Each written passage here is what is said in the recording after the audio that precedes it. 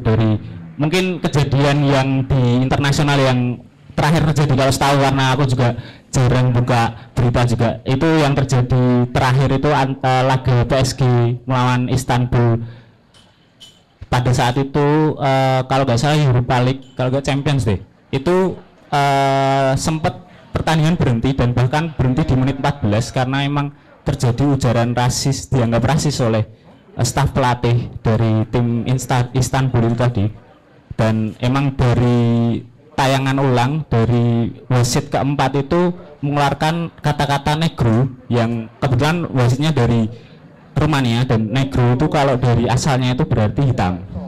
Nah, saat pertandingan itu akhirnya emang pertandingan berhenti, kedua klub protes dengan tidak mau melanjutkan pertandingan, dan memang pertandingan dilanjutkan di kemudian hari. Cuman itu jadi, menurutku jadi penting untuk dibahas karena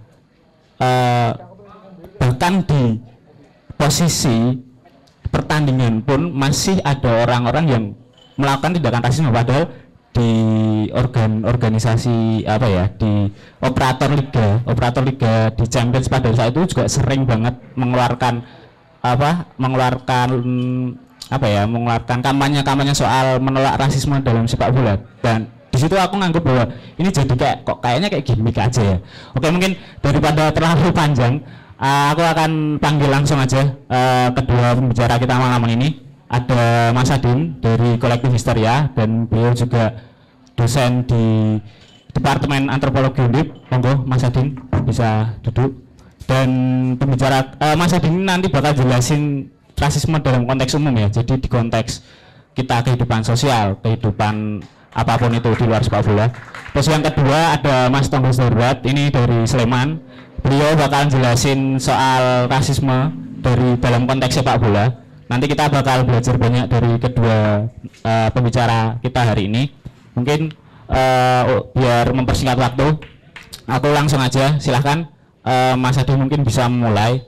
Kira-kira untuk awalan ini sebenarnya rasisme itu apa, atau mungkin dulu itu rasisme terbentuknya kayak gimana sih itu? Mungkin Mas Adin ada materinya, operator, oh ya.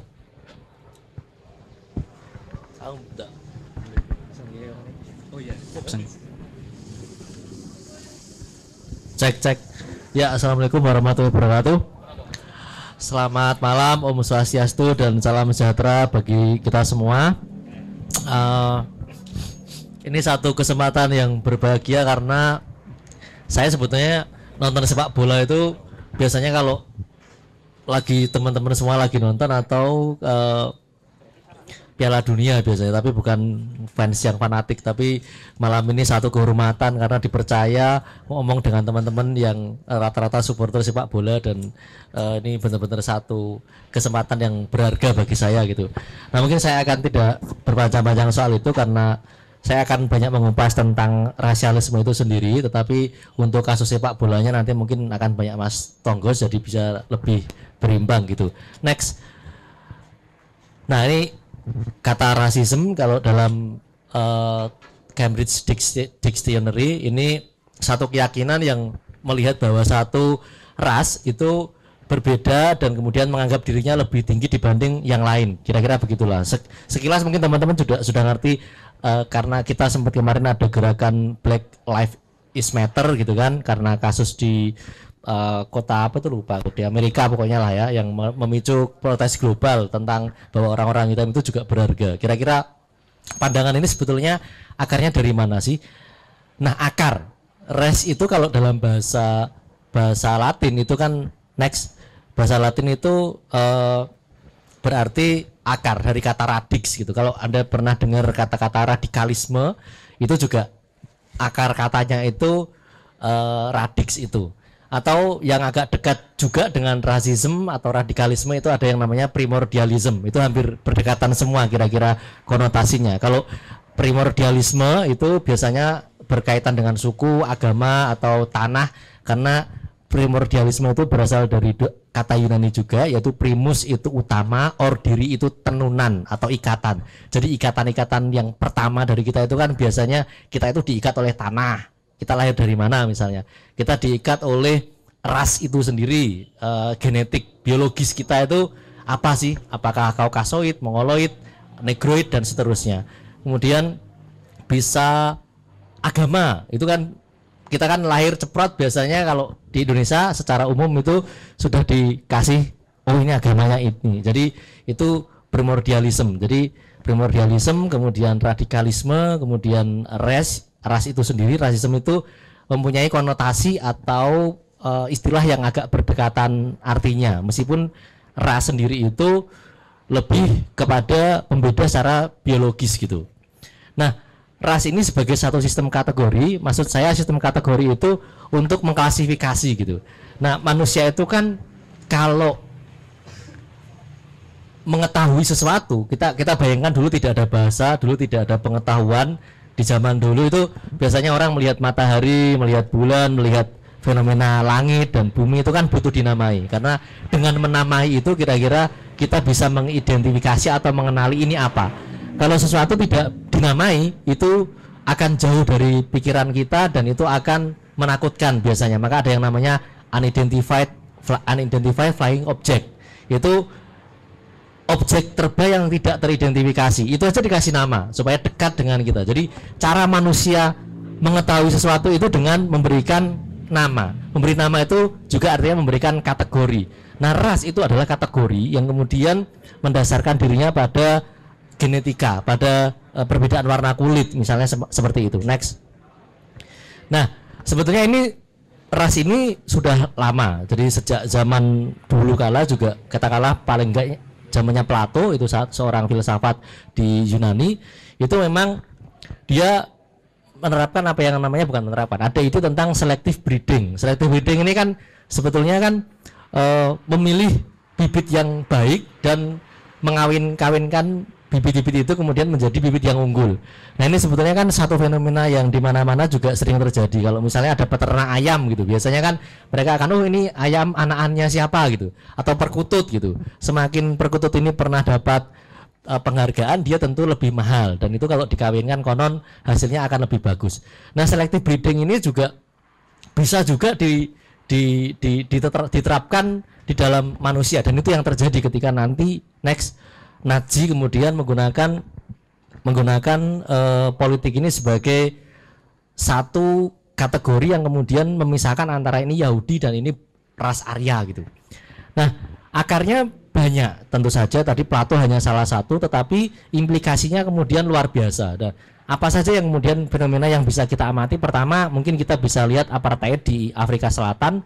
Nah, itu setelah mereka perang Boer itu, jadi perang yang terjadi di Afrika Selatan itu tahun 1900-an awal ketika dimenangkan oleh pihak kolonialis, akhirnya diterapkan satu undang-undang yang memisahkan antara orang-orang kulit putih dengan orang-orang suku bangsa Bantu, kemudian orang Asia dan Pakistan itu kelas kedua dan kelas ketiga adalah orang-orang campuran. Jadi di negara itu kemudian politik ini memisahkan atau segregasi berdasarkan warna kulit gitu. Bahkan ini semacam area yang kemudian hanya orang-orang kulit putih yang hanya boleh memasuki gitu. Nah, tentu saja justifikasinya banyak. Pembenaran mengapa ras itu berbeda dan kemudian berlapis-lapis dan paling tinggi adalah ras kulit putih itu dicarikan pembenarannya di mana-mana. Itu di kitab suci ada yang mereka katakanlah dulu ada orang-orang kulit hitam itu konon keturunannya Ham, keturunannya orang yang dikutuk misalnya. Kemudian ada di dalam riset-riset ilmiah tentang bentuk kepala manusia, kemudian bentuk struktur tubuhnya, kenapa kemudian orang-orang kulit putih mendominasi. Jadi justifikasi atau pembenaran mengapa itu bisa diterima itu melalui berbagai macam cara. Jadi agama, kemudian sains, kemudian struktur sosial gitu. Itu berusaha seolah-olah ini adalah alami, bahwa keadaan ini alami. Padahal sesungguhnya itu merupakan konstruksi sosial, itu merupakan satu bentukan yang campur tangan banyak hal dan biasanya melindungi kelas-kelas yang berkuasa. Di dalam ranah yang lain mungkin ini juga justifikasi terhadap adanya perbudakan. Jadi memang pembenarannya itu macam-macam. Next. Nah, ini kalau kebijakan kolonial Belanda sendiri kita juga pernah mengalami ini. Ini pribumi dan anjing dilarang masuk. Itu pada era kolonial Belanda gitu. Jadi kita terbagi atas 3 golongan, Eropa, orang kulit putih dan pribumi Kristen Katolik itu golongan pertama, kemudian ada orang-orang timur asing, orang-orang Tionghoa, Arab, India maupun non Eropa dan inlander atau pribumi gitu. Jadi kita kalau orang-orang pribumi itu dianggap kelas yang paling rendah dan itu implikasinya ternyata luar biasa. Misalnya melalui dari pendidikan, kemudian akses terhadap kekuasaan dan segala macam. Jadi kalau misalnya ada ras yang dianggap rendah dan kemudian susah untuk pinter atau susah untuk maju, itu karena sistemnya memang menghendaki mereka tidak bisa gitu. Jadi orang di Amerika sendiri, orang kulit hitam bisa masuk sekolah bersama orang-orang kulit putih dalam satu sekolahan itu di abad ini aja, tahun 1900-an pertengahan gitu, dan itu perdebatannya panjang banget dan berdarah-darah gitu. Dan itu hanya persoalan akses ternyata, jadi tidak semata-mata persoalan perbedaan kulit. Next. Nah ini yang kemudian saya ceritakan awal tadi, yang kemudian digunakan oleh Nazi dan survival of the fittest. Jadi kira-kira premisnya atau asumsinya adalah makhluk hidup itu berkompetisi. Nanti kalau misalnya kompetisi itu terjadi antara orang-orang ras yang bagus, misalnya ras Arya dengan ras yang lain, itu pasti nanti orang-orang yang rasnya rendah itu nanti akan tersingkirkan. Itu ada banyak teori tentang hal itu yang kemudian banyak mencaplok teorinya Darwin, padahal Darwin juga sebetulnya nggak sedang mengukuhkan soal teori ras itu, tetapi itu banyak digunakan. Misalnya survival of the fittest itu digunakan untuk menyamakan manusia dengan makhluk hidup yang lain. Jadi makhluk-makhluk yang lemah itu nanti akan punah. Nah, untuk menghindari keturunan yang cacat, akhirnya orang-orang yang cacat itu disendirikan dan dimasukkan dalam kamp-kamp konsentrasi, termasuk Semitisme yang kemudian orang-orang Yahudi itu juga dimasukkan dalam kategori ras rendah gitu. Bahkan kalau teman-teman sempat melihat The Pianist itu, kalau nggak salah itu, atau mungkin The Pianist kalau nggak salah, jadi itu ada satu orang pejabat Nazi yang kemudian setiap pagi membuka jendela kemudian menembak setidaknya satu orang Yahudi. Itu kayak olahraga gitu.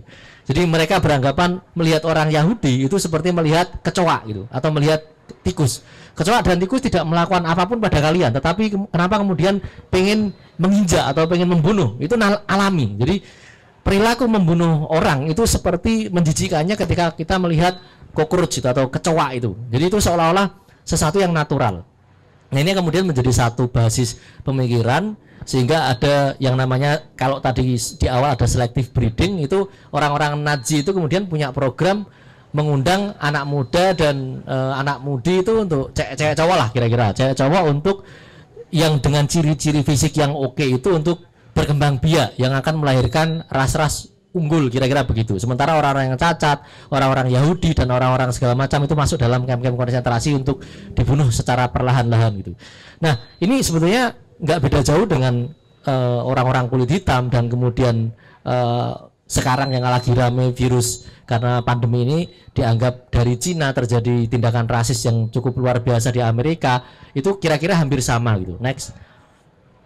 Nah ini di India juga satu kategori yang lain. Kalau di sana mungkin tidak berdasar ras, meskipun pada literatur tertentu atau contoh-contoh bacaan tertentu, mereka orang-orang India itu menganggap dirinya juga keturunan Arya, yang kemudian diperlawankan dengan keturunan Dravia. Dravia itu yang punya ciri-ciri pesek, badannya besar, terus kemudian hitam dan kayak raksasa itu, yang konon menurut mereka jelek. Dan sementara orang-orang Arya itu lebih putih, kulit mancung segala macam. Nah setelah orang-orang Arya ini kemudian menguasai India, orang-orang Dravia ini kemudian dikucilkan, dikeluarkan dari kekuasaan yang strategis gitu. Nah caranya juga banyak. Nah, salah satunya bisa saja misalnya menggunakan sistem kasta gitu. Nah sistem kasta ini juga mencegah kasta paling rendah itu, misalnya Sudra itu, untuk menikah dengan kasta Brahmana atau kasta Waisa. Dan ternyata masih ada satu kasta lagi yang namanya Dalit itu, yang tidak bisa ngapa-ngapain lagi. Jadi mereka tukang jagal, misalnya pembantu atau apa. Dan ini ada satu kasus yang menarik, orang-orang kasta Dalit kemudian dikeroyok karena punya kumis gitu kan. Maksudnya sangat mengerikan itu. Jadi karena gara-gara punya kumis kemudian itu bisa jadi alasan gitu. Karena mungkin kumis itu hanya boleh dimiliki oleh kasta yang lebih tinggi gitu. Jadi ini satu sistem penanda yang kemudian ternyata dibarengi dengan kebijakan-kebijakan lain yang tidak memihak dan menyudutkan sekaligus dengan ancaman-ancaman yang luar biasa ganas gitu. Termasuk peristiwa-peristiwa perkosaan di India yang luar biasa itu biasanya yang terjadi adalah kelas yang paling rendah yang menjadi korban itu akhirnya tidak bisa menuntut hukum, tidak bisa apa-apa ya karena mereka dianggap sebagai kelas-kelas paling rendah gitu. Nah, kalau kita memahami bahwa manusia itu tersusun dari kelas-kelas yang seperti ini, dan dalam hal ini kalau kita ngomong rasisme itu berdasarkan warna kulit maupun genetika, tentu ini menjadi satu bencana luar biasa. Next. Nah, sangkalan terhadap rasisme misalnya next. Nah, ini Franz Boas, ini menarik, satu antropolog dari Amerika yang kemudian meneliti orang-orang Indian gitu. Jadi orang-orang Indian itu dianggap peradabannya lebih rendah, tidak maju, susah diajak pintar dan segala macam gitu. Tetapi melalui penelitian yang panjang ternyata bukan persoalan itu. Orang Indian pun kalau dididik dengan sama gitu, dia akan mendapatkan akses dan kecerdasan yang sama. Bahkan cara mereka misalnya percaya pada tahayul misalnya atau dunia mitologis itu juga bagian dari bagaimana mereka memahami dunia ini bekerja. Dulu misalnya kalau di dalam masyarakat sains bahwa bumi sekarang ada gaya gravitasi, ada rotasi bumi, ada gaya tarik matahari dan segala macam, bahkan kita bisa mengukur jarak antar planet menggunakan fisika spekulatif misalnya.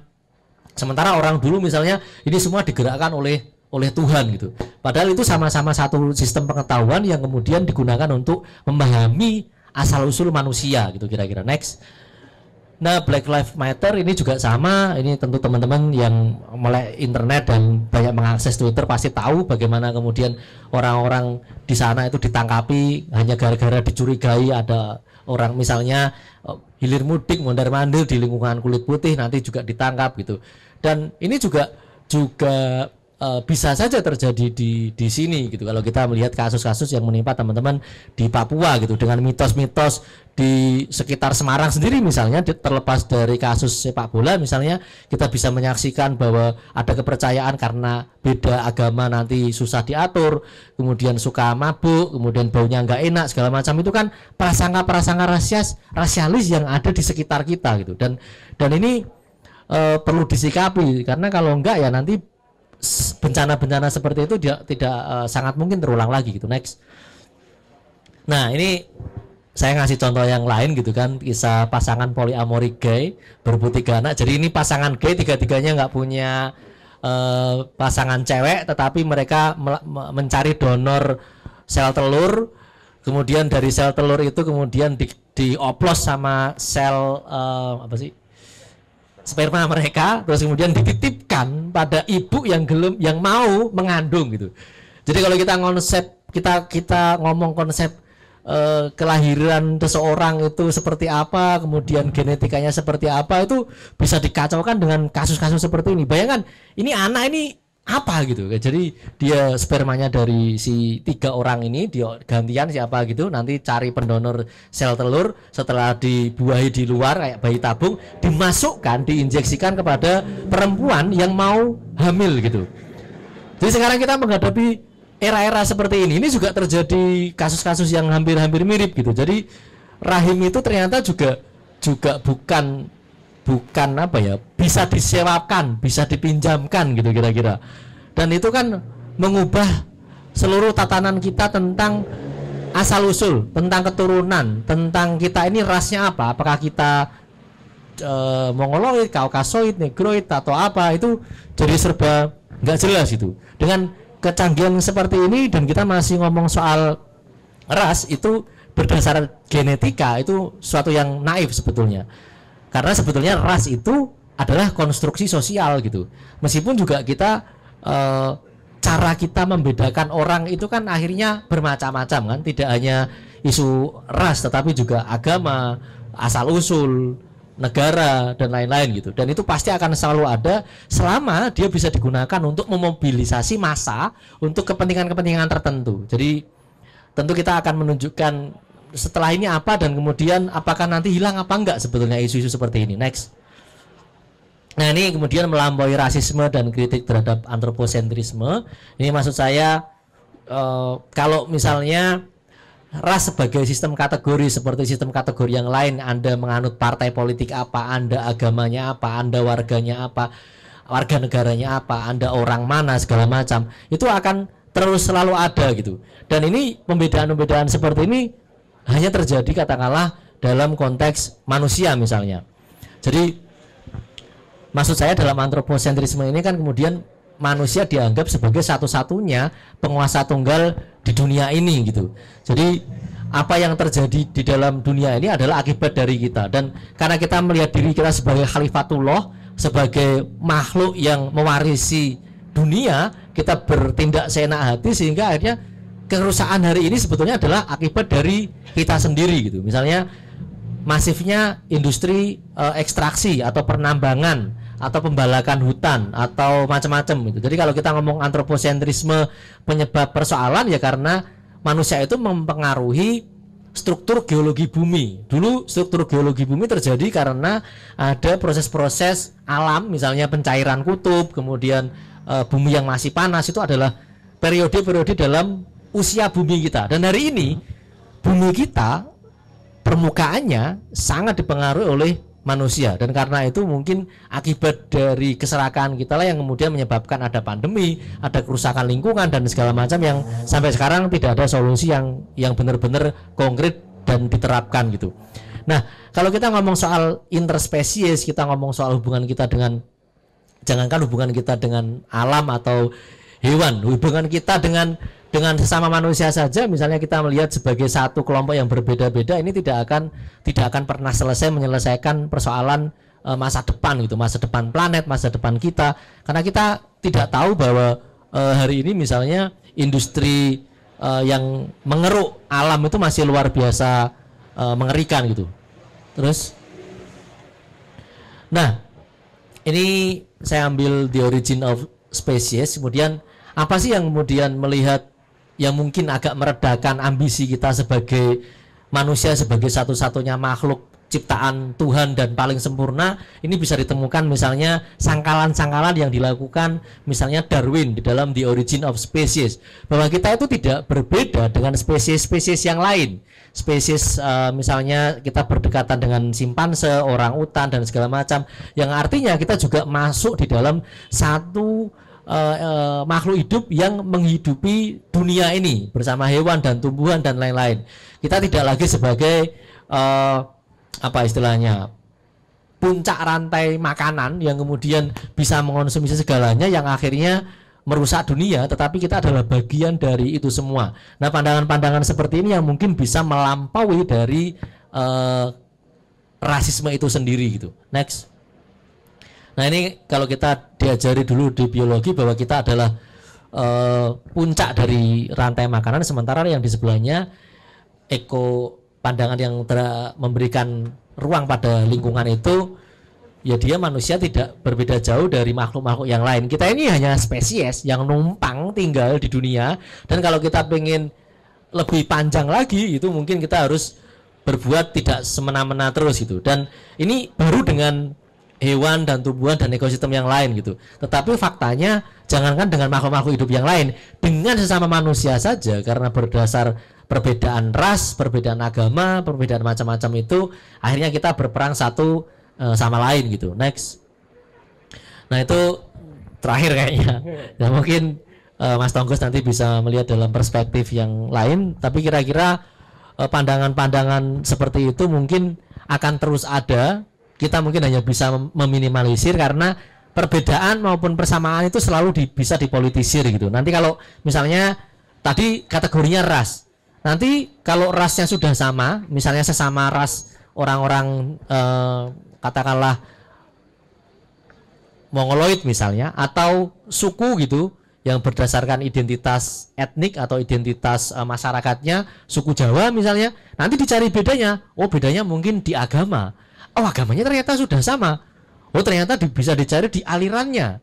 Oh, alirannya sama. Oh, nanti dicari di aliran, pecahan alirannya lagi gitu. Jadi ini semua bisa dipolitisir, Dan perbedaan-perbedaan ini juga dalam teori konflik biasanya digunakan untuk mengukuhkan solidaritas sosial gitu. Misalnya kita waktu dulu benci pada Belanda, kita harus menganggap Belanda adalah penjajah dan diusir, dan paling gampang adalah mereka kulit putih, kita adalah pribumi. Jadi perbedaan-perbedaan ini biasanya akan selalu diolah sedemikian rupa untuk mendukung dukungan dari satu kelompok sosial tertentu yang bisa digunakan untuk kepentingan orang-orang yang punya kuasa. Dan mungkin kalau kita melihat bahwa ini semua bisa diminimalisir, mungkin kita butuh satu perspektif baru sehingga kejadian-kejadian yang seperti itu tidak terulang, atau kita tidak mengulangi sesuatu yang dulu kita kutuk gitu. Karena pas era kolonial kita ini kan termasuk golongan yang paling rendah gitu kan. Dan sekarang ketika kita merasa superpower, kemudian melihat suku lain atau orang dari kepulauan lain, orang-orang Austronesia atau Melanesia itu yang ada di Papua Nugini, kemudian sekitaran New Zealand, kemudian pulau-pulau kecil di sekitarnya, dan di kita ada orang-orang Papua dan segala macam, itu nanti menjadi satu kategori yang berbeda dan bisa kita represi, kita bisa menggunakan mereka sebagai tumbal dan segala macam, dan itu akan menjadi akar kesewenang-wenangan gitu. Terima kasih. Oke, tepuk tangan buat Mas Adin. Sangat menarik pembahasan dari Mas Adin ini. Aku pribadi yang mungkin baca terusnya belum selesai, jadi dapat istilah-istilah baru, jadi dapat hal-hal yang baru. Mungkin nanti aku reviewnya terakhir aja, langsung ke Mas Tonggos dulu. Kita mau dengar dulu dari Mas Tonggos konteks rasisme dalam konteks sepak bola. Menurut Mas Tonggos ini nanti kayak gimana? Monggo Mas Tonggos, silakan. Selamat malam teman-teman Semarang. Sajane aku mau tanya dulu Mas, aku diundangi ngopo? Karena aku bingung, aku cuman supporter biasa juga. Jadi aku sampai sini ya karena saya prinsipnya ada 3 hal yang menggerakkan saya. Kalau nggak duit, itu progres atau kesenangan. Karena ini supporter kan duit angel. Betul. Maka masih ada 2 faktor yang berupa kesenangan dan progres, maka saya datang gitu. Karena saya kira obrolan ini juga akan membuat saya lebih ngerti gitu. Nomor 1 yang harus diketahui, saya antropologi juga seperti Mas Adin, tapi DO, jadi mungkin saya lebih goblok penjelasannya. Saya itu bingung ya Mas, harus mulai dari mana. Tapi saya menggarisbawahi Mas Adin itu menyebutkan tentang selective breeding dan kasta, genetic space. Rasialisme, apa sih? Rasisme ya berarti ya. Rasisme dimulai dari apa namanya? Feeling superior, benar ya Mas? Selalu ada perasaan itu. Dan itu manusiawi apa enggak Mas? Manusiawi. Manusiawi, tapi untuk ini digarisbawahi bahwa ini adalah potensi-potensi yang akan membawa kita ke mara bahaya kan sebenarnya. Nah, sepak bola itu menurutku sangat dekat dengan feeling superior. Karena mau tidak mau kita harus merasa tim kita harus menang hari itu. Jadi bicara ini saya sangat hati-hati dan wedi kleru karena apa ya? Karena seingat saya perlakuan rasisme di sepak bola terakhir itu terjadi di Sleman malahan. Ketika ada pemain, saya lupa pas lawan mana, tapi ada pemain kulit hitam entah dari Indonesia atau entah dari luar dilempari kacang. Dan posisi pertandingan itu nggak ada sama sekali yang ngeh kecuali pemain tersebut yang melapor ke pengawas pertandingan. Dan setelah beberapa minggu setelahnya menjelang akhir kompetisi, ketika denda diakumulasi muncul kasus itu. Dan saya dan teman-teman ngobrol saya yang suka ngopi sampai pagi itu ngomongin ini bahwa benarkah tindakan pelemparan kacang itu tendensinya untuk mengejek.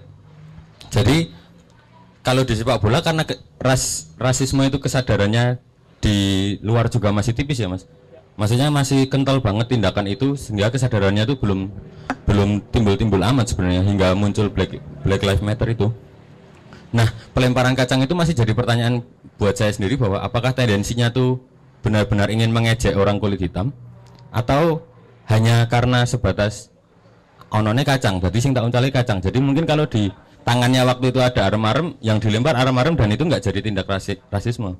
Jadi pertanyaan ini terus menghantui saya, sementara saya nggak ngerti siapa yang melempar dan tidak pernah ada yang mengerti kecuali ada yang ngaku. Tapi saya ingin memutar balik lagi bahwa kata-kata rasis di Indonesia itu dekatnya dulu di lagu-lagu. Rumusnya selalu sama, kelompok supporter dalam kurung belakangnya dibunuh saja atau anjing atau jancuk atau asu, rumusnya kan selalu begitu. Tapi kalau dengan penjelasan ini itu kan nggak ada kaitannya sama sekali dengan genetik. Itu hanya nama klub, misalnya Arema jancuk, bonek jancuk, itu kaitan-kaitannya itu dengan sepak bolanya doang, nggak ada hubungannya sama ras gitu.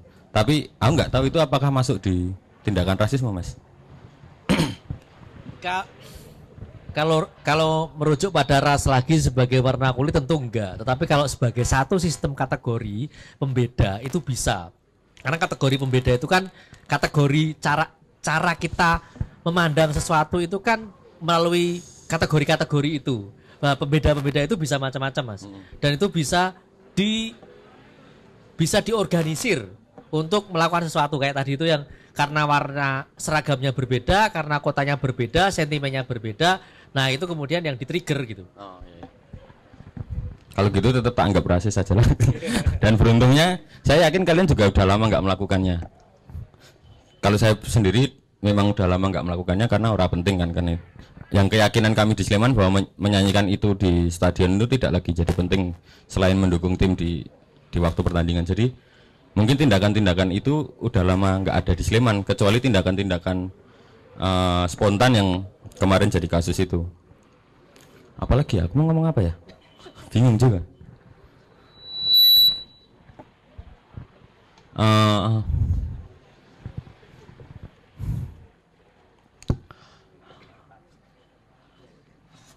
Kesadaran tentang rasisme itu kayaknya kentalnya di Eropa ya, Mas?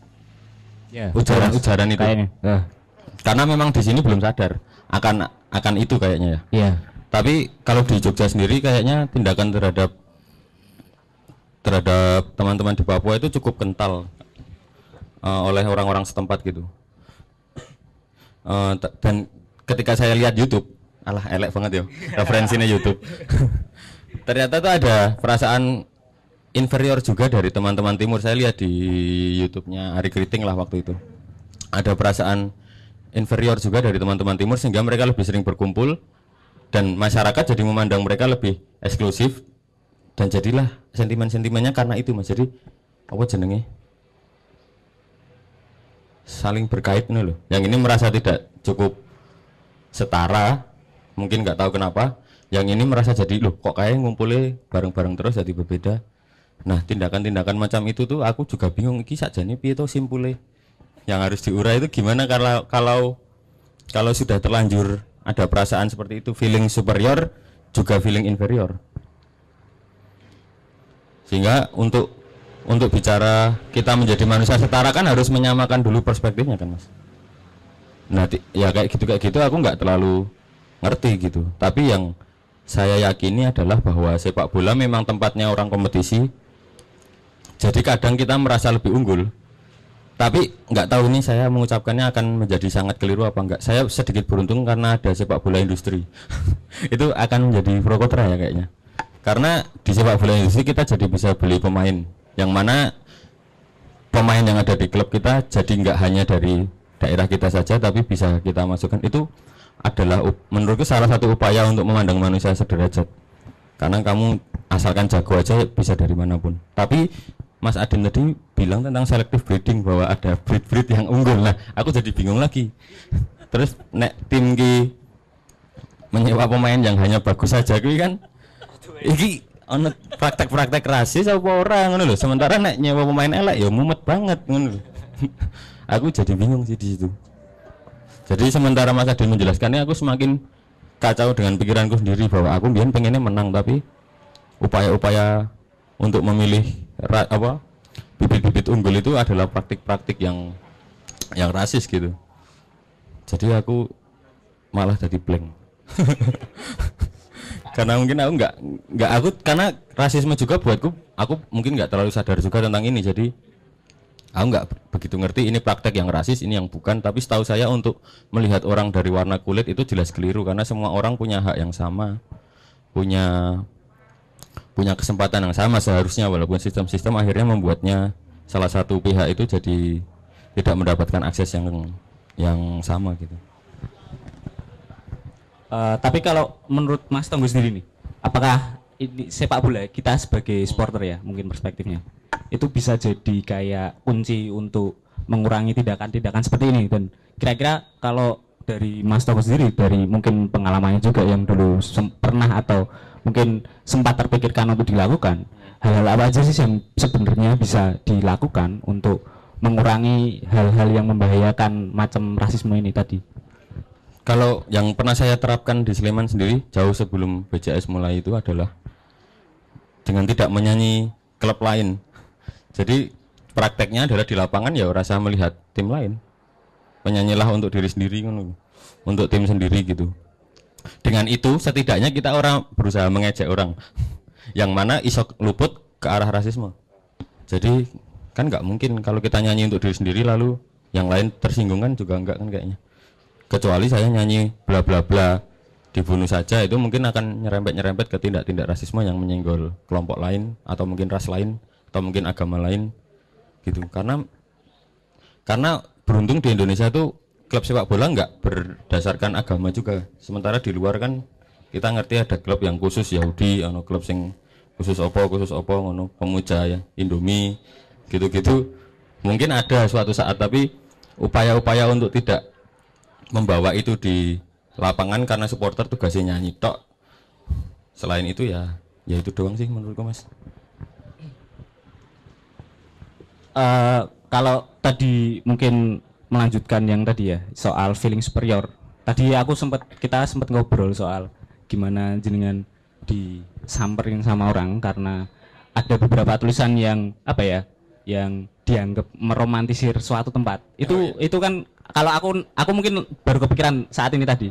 Oh, itu jadi apakah itu jadi kayak secara nggak langsung, secara nggak sadar kita juga sedang membangun perilaku kayak gitu? Atau kalau dari Mas Tonggo sendiri sebagai penulis yang meromantisir tempat itu gimana? Atau mungkin dijelasin dulu Mas sama teman-teman. Oh iya, bingung konteksnya gitu. Jadi saya dan teman saya bernama Pandu itu membentuk ini di bataspagar.com. Isinya ya tulisan-tulisan tentang PSS dari kacamata kami berdua. Bahkan saya nggak bilang kacamata supporter atau kacamata BCS karena ya ini tulisannya bersifat personal tentang mencintai klub, mencintai Sleman gitu. Jadi pada suatu saat ada teman saya juga orang pendukung PSS datang ke saya dan protes karena tulisan saya sangat meromantisasi sepak bola di Sleman gitu. Tulisanmu ki romantis banget, alay, sementara kita butuh kritis dan lain-lain. Saya juga jadi bingung, lah salahnya di mana gitu. Toh saya tidak berusaha mengecilkan yang manapun, saya hanya berusaha memuji diri saya sendiri sebagai supporter PSS kan. Nah mungkin dia melihat hal lain di tulisan saya tapi tidak ada upaya ke sana sebenarnya. Jadi yang saya tulis itu semata-mata bagaimana saya mencintai klub, bagaimana saya berjuang untuk itu, bagaimana saya jatuh bangun selama ini, bagaimana seorang manusia berusaha mengikuti sepak bola sing ruwet banget. Mungkin sepak bola itu adalah satu-satunya olahraga yang berebutnya paling banyak ya 22 orang saling berebut, dan itu ki di mataku awalnya sebelum nulis itu nggak masuk akal sebagai manusia. Ngopo aku berdiri menghabiskan uang dan ngetot ke bal-balan hanya untuk menonton 22 orang ini. Tapi ternyata sepak bola kan ketika dia pertama kali diregulasi di Inggris kan memang sebagai upaya pemersatu antara kelas aristokrat dan kelas pekerja kan. Jadi ketika aku sampai di literasi itu akhirnya aku merasa, oh ketika aku menonton bola lagi aku adalah sedang melakukan upaya-upaya memandang manusia sebagai manusia saja nih. Karena toh mau kulit apapun kalau mainnya bagus dikatakan bagus, mau kulit apapun kalau mainnya jelek dikatakan jelek gitu. Jadi memandangnya ya based on skill, bukan based on color, bukan based on agama gitu. Tepuk tangan dulu buat Mas Tonggo. Menarik banget dari pengalaman dari Mas Tonggo sendiri soal gimana dia menemui kebingungan ya, justru ya, bukan jawaban tapi malah pertanyaan baru ya. Jadi pertanyaan baru ketika menemui hal-hal yang sebelumnya belum pernah. Terus hari ini ketika di Mas Adin tadi menawarkan justru jadi kebingungan yang baru lagi. Tapi saya bersyukur Mas, karena dosen saya di UGM itu pernah bilang manusia itu melakukan perjalanan hidup itu dengan sebagai upaya mengupas bawang. Itu Jadi, gimana Mas Masih? Ya awalnya kita hanya mengerti kulit, nanti main kemana kita jadi lebih dalam, dikupas lagi. Walaupun nanti ketika mati ya, nek bawang ini nek dikupas terus ya ming kosong. Jadi ya itu aku menganggap hari ini juga sama seperti perjalanan saya mengupas bawang lagi. Oke, mungkin kayaknya udah cukup ya penyampaiannya ya Mas ya, yang Cukup, soalnya nggak ada lagi di otak saya. Oke, Malah ruwet dewe ya, Mas. nanti mungkin kita akan lemparin ke teman-teman. Jadi gini ya teman-teman, karena ini konsepnya adalah diskusi bukan seminar. Jadi aku harap kita pembicaranya dua arah. Jadi jangan anggap bahwa karena tadi tak tekanin lagi bahwa apa yang dibahas adalah ketika rasisme itu berawal dari feeling superior. Jadi jangan sampai kalian menganggap orang-orang yang ada di depan ini superior. Jadi hanya gara-gara polemik, hanya gara-gara duduknya di depan. Jadi silahkan kalau ada yang kepingin menyanggah dari kedua pembicara hari ini, entah Mas Adi, entah Mas Tonggos, silahkan disanggah. Atau mungkin ada pertanyaan-pertanyaan yang mungkin juga sama kayak Mas Tonggos tadi, jadi kebingungan teman-teman soal. Karena aku juga tadi nangkep beberapa hal dari Mas Tonggos juga. Jadi wah, kita balan kita jadi kayak apa ya?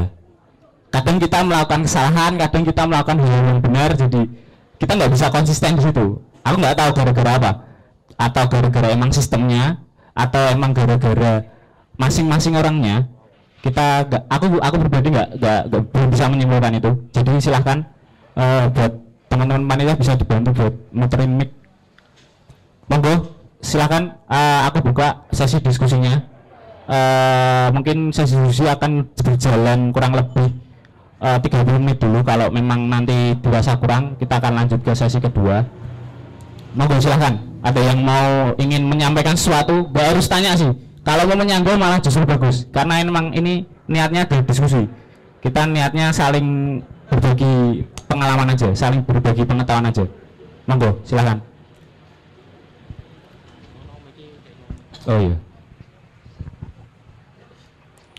Oh ya itu.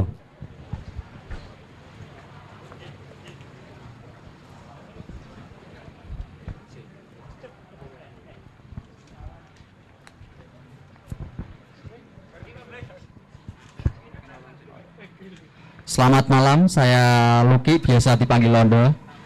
Saya ingin bertanya, apakah pesaiwar itu termasuk dalam rasisme? Seperti contoh saya mengutip Cen he kue kucing ngopo singo. Terima kasih.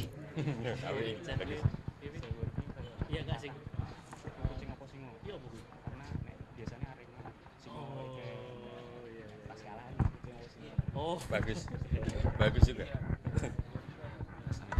Oke, lanjut dulu ke yang kedua dulu. Mungkin tiga. Yang pertama ini tiga pertanyaan, tiga sanggahan lah mungkin lah. Silahkan. Ada lagi? Ayo teman-teman, jangan merasa inferior. Tapi nek superior kok rasa. Jangan merasa inferior. Jadi silahkan kalau ada punya sanggahan atas apa yang disampaikan, bisa diomongin aja, atau pertanyaan mungkin. Monggo. Gimana? Gak ada? Mungkin Mas Adin atau Mas Tonggos mau menanggapi dulu, silakan. Halo Mas Luki atau Mas Londo. Seru juga ya. Cyber tuh menurutku hal yang asik banget, karena tadi waktu dijemput Angga itu saya katakan di mobil, Semarang tuh salah satu klub yang supporternya pinter cyber, pinter banget, sampai Persija itu supporternya bisa sangat marah waktu itu karena JC apa nek ra kuat tuku tiket ning kene ya wis rasa teko bla bla bla gitu, aku lupa detailnya. Tapi menurutku emang jago Semarang, dan saya selalu melihat cyber itu seru. Waktu kami masih musuhan sama Solo itu cybernya seru-seru banget, dan sama sekali kami nggak pernah membahas ras di tengah itu. Jadi ya buat saya selama itu nggak nyenggol di sana sih oke-oke aja sih. Kalau kucing atau singo itu kan tidak melambangkan apapun bagi ras mereka, sebenarnya itu kan menurut saya apa simbol klub yang mereka bawa gitu, dan itu dipilih atas kesadaran, bukan stempel yang dilekatkan gitu. Jadi saya melihatnya masih seru-seru aja, kecuali sama Arema ini rasa seru ya. Soalnya dia ngecene Brigada Campur Sari ya itu udah dilakukan Solo dulu, jadi keseruannya udah lewat gitu. Waktu kami merasa wah Suiki cerdas iki, terus diulang sama Arema, oh enggak cerdas. Gitu. Tapi Semarang itu selalu oke dalam cyber, jadi saya salut sendiri. Soalnya aku ra iso Mas. Agak kikuk gitu nek arep ngece wong tapi jangan sampai baper tapi yo nyenggol sithik kuwi aku ra iso. Gitu sih dari saya Mas. Mungkin ke Mas Adi dulu sebelum kalau Mas Luki mau menyanggah atau menanyakan hal yang ini ya. Pertama, terima kasih Mas Luki, pertanyaan yang sangat menarik. Pertama gini, perlu dipahami bahwa konflik itu adalah bagian dari sejarah kehidupan manusia. Jadi peperangan itu adalah alami sebetulnya. Nah, ada fakta menarik bahwa fisik atau olahraga fisik itu juga digunakan untuk mengurangi potensi daya rusak dari agresi manusia. Jadi kalau kita ngomong, makanya nanti batasnya jadi apa ya? Jadi tarik ulurnya itu jadi serba kadang-kadang nggak ada batas yang tegas gitu. Di satu ketika misalnya kita ngomong Niger gitu kan, tapi yang ngomong misalnya sesama orang negro gitu, itu nggak ejekan. Kalau pernah nonton filmnya Anthony Hopkins yang judulnya apa ya? Dia tentang, jadi dia keterucut ngomong seolah-olah Niger, tapi sebetulnya dia orang negro juga gitu. Dan itu dikasuskan akhirnya dikeluarkan dari jabatan dekan gitu. Tetapi sebetulnya kalau itu diomongkan dalam konteks bercanda itu kan misalnya kan ada intonasi. Omongan itu kan nggak sekedar omongan kan. Omongan itu ada gestur, ada intonasi, ada konteks. Kalau saya minggal gitu kan, sesama teman lama itu pasti oh ini karena akrab. Tapi kalau su-nya nanti nadanya berbeda, itu nanti dianggap marah gitu. Jadi batasnya itu selalu begitu. Tetapi yang perlu dipahami bahwa olahraga kemudian pertandingan kalau kemudian ini dianggap sebagai salah satu cara untuk meredam hasrat agresi manusia, itu masih masuk akal. Karena dulu sebelum misalnya ada pertandingan seperti olahraga yang kemudian ada sportivitas segala macam, orang-orang itu juga berperang itu ada, ambisi itu ada gitu. Dan di beberapa masyarakat tertentu gitu, misalnya di Pulau Sumba itu ada yang namanya pasola. Pasola itu olahraga, masuk cabang olahraganya mereka dengan melempar tombak. Nanti yang jatuh kena itu nanti kuat-kuatan nanti dianggap kalah atau segala macam gitu. Nah dulu orang melakukan pasola itu menggunakan tombak yang diruncingi dan kalau kena mati gitu. Sekarang masih ada tetapi tidak sampai begitu, jadi dikurangi ini ya kan. Jadi itu salah satu cara untuk meredam hasrat agresi manusia. Dan olahraga yang baik menurutku juga bisa melakukan penyaluran seperti itu. Tidak kemudian berujung pada satu pertarungan yang lebih menyeramkan gitu, yang sampai mengorbankan manusia gitu. Tetapi tentu saja nanti batas-batasnya akan sangat ngeblur gitu ya, karena seperti yang saya bilang tadi, bahasa itu juga punya intonasi, punya konteks dan punya gestur. Bahasa tubuh ini loh, ngomongnya sambil berkaca pinggang atau seperti apa, itu kan juga akan menentukan makna dari apa yang dikatakan gitu. Terus apalagi ya tadi ya, soal sejauh apa itu tentu sejauh kemudian tidak masuk ke dalam sistem-sistem yang kemudian melemahkan atau mengerdilkan orang-orang itu gitu. Jadi selama ini dipahami sebagai satu kompetisi dan semua orang dalam tanda kutip boleh marah dalam tataran tertentu, mungkin bisa gitu. Di Bustaman misalnya ada tradisi perang air yang kemudian semua orang digebyur pakai air itu, pakai plastik. Kalau ngantemnya buanter yo loro, neng cengelnya yo loro. Tapi orang tidak boleh marah. Tapi itu jadi satu kesempatan bagi warga yang misalnya tidak suka dengan Pak RT, Pak RW, atau tokoh-tokoh masyarakat yang sering dipergunjingkan, itu untuk dapat serangan dan itu dapat momentum. Tetapi tidak boleh sampai baku hantam gitu. Jadi sebatas dipahami itu sebagai satu bagian dari perayaan. Jadi satu festival gitu. Jadi festival sepak bola, festival olahraga gitu, mungkin bisa toleransinya bisa sampai ke sana gitu. Tetapi kemudian ketika akhirnya itu menjadi perang suku atau kemudian menjadi kebijakan yang merugikan, nah itu mungkin yang tidak bisa ditolerir gitu. Nah ini nanti pasti akan berlaku tidak hanya persoalan ini dengan orang Papua, tetapi dengan orang Cina, dengan suku yang lain, kemudian dengan misalnya kalau dalam konteks supporter juga dengan klub-klub yang lain, karena ada bahaya lain selain rasisme, itu ada chauvinisme, itu yang paham yang menganggap dirinya itu superior dan lebih baik dari yang lain, sama xenofobia, yaitu paham yang menganggap bahwa orang lain, orang asing itu menakutkan. Jadi dia akan membentengi dirinya sendiri sedemikian rupa, dan seperti kata dalam tempurung itu merugikan sekali tentu saja perilaku seperti itu. Dan itu juga satu perilaku yang kemudian juga perlu dipertanyakan, itu tidak penting lagi misalnya. Mungkin begitu Mas Londo. Ada sanggahan lain juga kita akan senang hati. Mungkin Mas Luki mau menanggapi lagi, atau teman-teman yang lain mungkin. Oh, Mas Luki mau menanggapi lagi, silakan. Jadi begini ya Mas, kalau saya menangkap tentang rasisme kan seperti menyelewengkan suatu bentuk ya.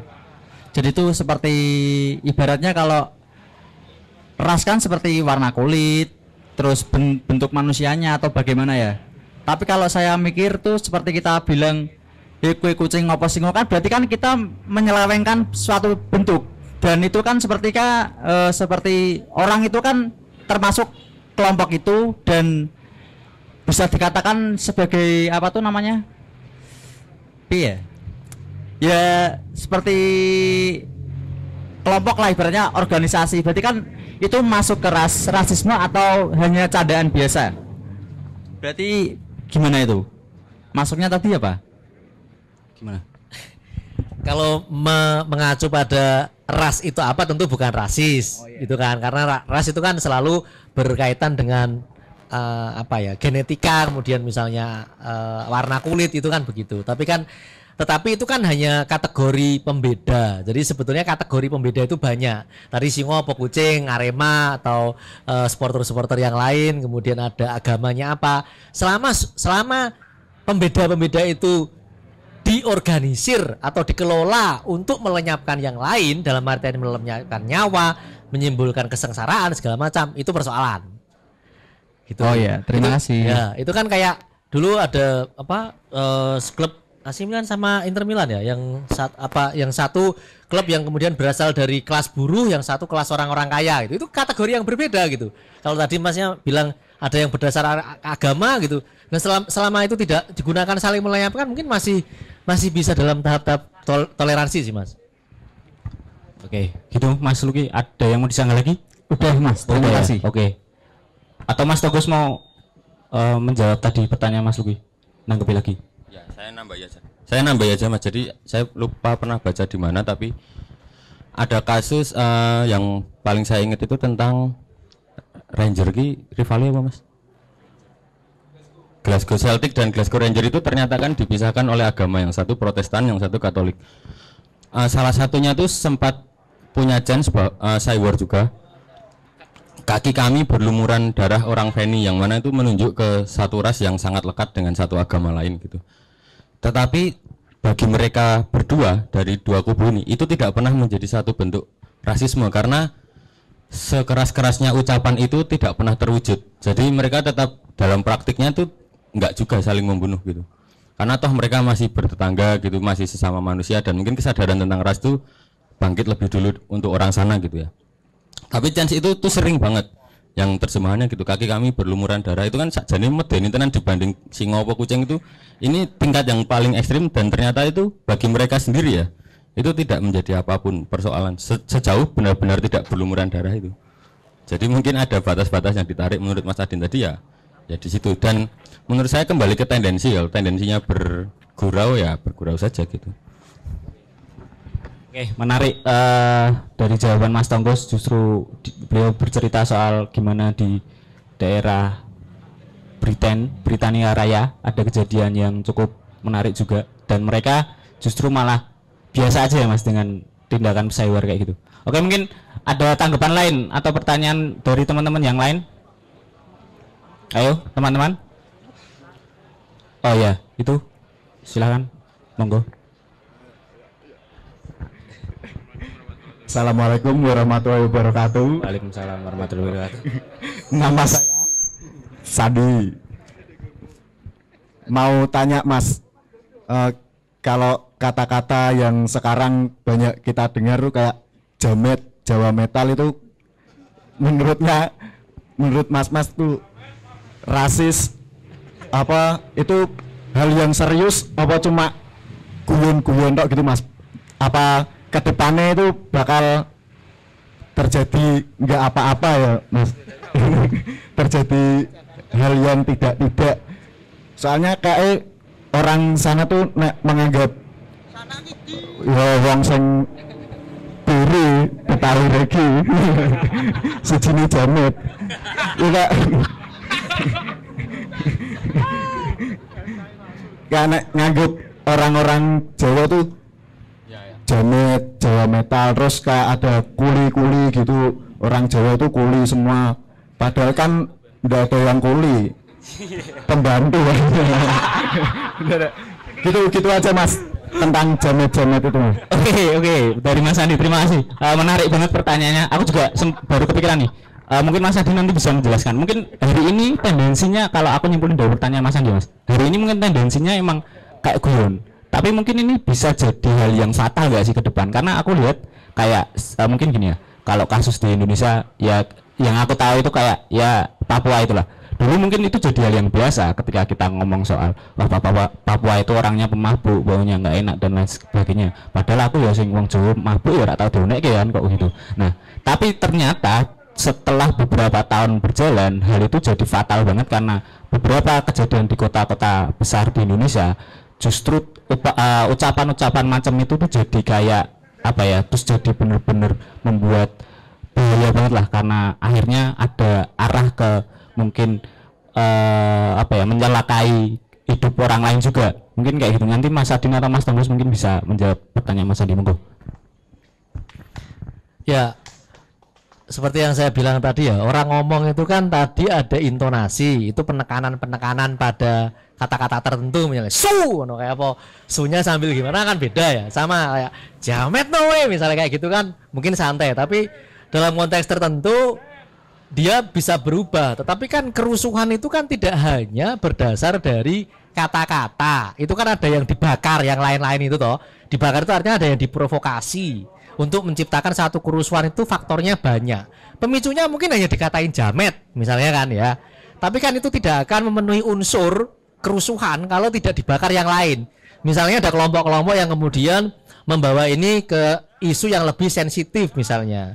Dianggap sebagai ternyata di belakangnya ada konflik lain misalnya.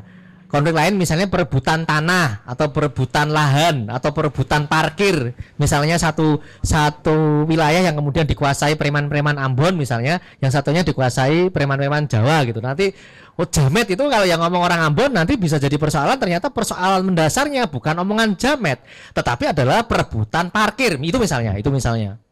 Bisa apapun sebetulnya. Jadi apakah itu kemudian bisa berbahaya atau enggak? Sekali lagi, selama itu kata-kata hanya kata-kata, kayak ini kan kayak perang saraf menjelang pilpres toh, semua orang kemudian dipompa kemarahannya di media sosial sedemikian rupa, tetapi kan tidak ada yang sampai kerusuhan massal misalnya.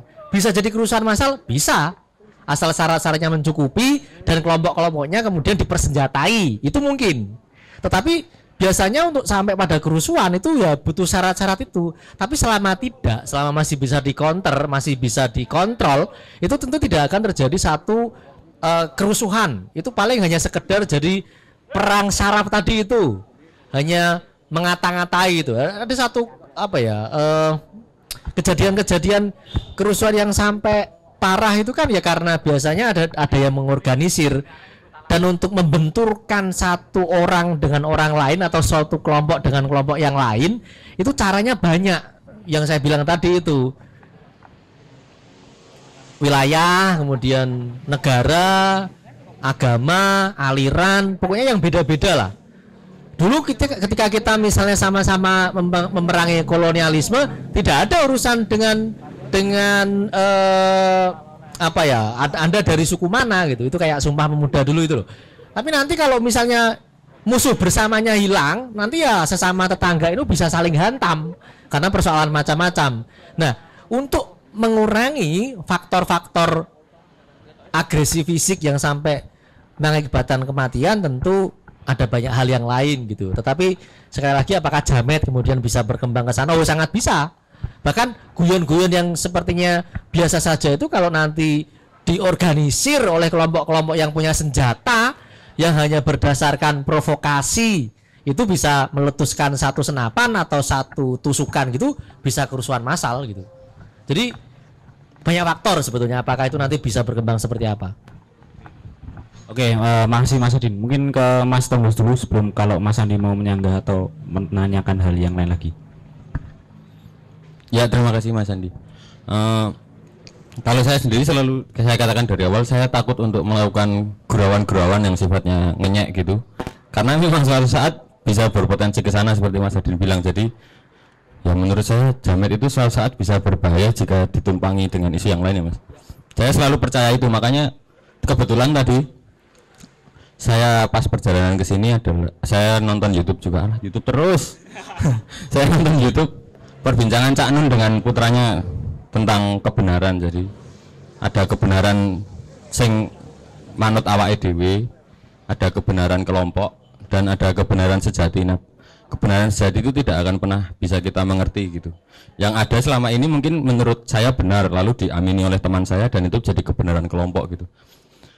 Ketika kebenaran ini terbentur dengan kebenaran lain, biasanya konfliknya kan di situ. Jadi saya berusaha untuk tidak merasa benar aja selama ini supaya menjauhkan saya dari benturan-benturan kebenaran orang lain gitu. Jadi dosen saya di kampus juga selalu katakan kita boleh kritis tapi ingat untuk toleran. Jadi saya selalu berusaha ada di tengah-tengah itu. Jadi berusaha memahami apa yang terjadi, mengkritisi bila perlu, tapi juga mengerti alasan itu terjadi gitu. Jadi saya selalu ada di situ, berusaha ada di situ, sehingga untuk ngatain jamet itu saya sangat jauhkan dari diri saya sendiri gitu.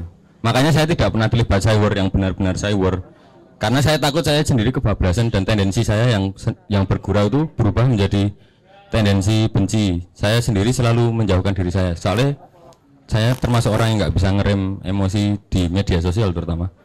Saya termasuk lunyu di sini, jadi bisa sangat tajam dan saya berusaha sejauh mungkin dari itu sih. Kalau saya berusaha membentengi diri saya sendiri. Tapi kalau jamet itu ya memang saya rada kesel mocone dan mendengarnya, saya rada emosi karena saya pernah PSS tur ke Bandung 2007. Kerusuhannya kecil tapi mereka tuh mulai mengepung Sleman dengan kata-kata Jawa, Jawa. Nah semenjak itu saya jadi, wah itu, dan saya masih SMA, jadi tindakan-tindakan itu membekas di saya bahwa, wah Raski bisa dibawa semengerikan ini gitu. Jadi kami terdesak dengan diucapi seperti itu, mau dibalas Sunda-Sunda ya ngapa. Jadi benturan-benturan itu tuh membekas di saya dan saya berusaha untuk nggak membawanya karena saya merasa dikatain seperti itu sangat nggak enak. Jadi gimana caranya saya nggak seperti itu ke orang, karena orang itu mungkin merasa nggak enak juga suatu hari gitu. Dan kebetulan saya tidak punya tendensi untuk ngebom. Nah siapa tahu kalau suatu saat saya ngatain orang seperti itu dengan rasnya atau dengan sukunya, dengan apanya, kalau orang itu cukup nekat dan yuk saya dibom itu kan akan tercipta kerusuhan lain yang dibilang Mas Adin, ada hal lain yang terbakar gitu. Jadi itu aja sih. Mungkin kalau aku simpulin, untuk mengatasi hal kayak gitu ya jangan berlaku seperti itu ya Mas ya, untuk akhirnya bisa meredakan ya, untuk meredakan tindakan-tindakan lain di ke depan, memberi batasan ya. Oke, mungkin Mas Andi mau ditanggapi lagi, ada tanggapan atau pertanyaan lain? Udah? Oh ada. Cukup. Atau tanggapan dari teman-teman yang lain yang masih nyambung soal ini tadi, silahkan, nggak harus nek apik lu apik malah dilanjut ke sopo tapi topiknya juga bodoh. Gimana? Ada lagi? Silakan teman-teman. Kita masih panjang sekali ini ngobrolnya, jadi manfaatkan waktu. Silahkan dari sebelah kanan mungkin mas-mas, atau sebelah kiri, atau yang duduk di depan ini yang mesan, monggo. Atau ada pertanyaan atau ada sanggahan atau mungkin pengen nyampein sesuatu lah yang terkait rasisme atau hal-hal lain di sepak bola, silakan.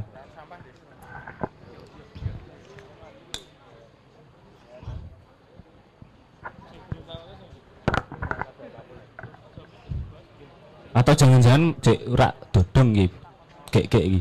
Sing dijelaskan Mas tadi ini. Oh iya ya. Mungkin aku nangkep hal tadi, aku mau nanggepi sedikit lah. Ini dari sambil nunggu. Jadi ada perkara sistematis yang terjadi ya Mas ya, di dalam konteks rasisme ini tadi. Karena aku tadi lihat ada di pembahasan soal yang kasta itu tadi.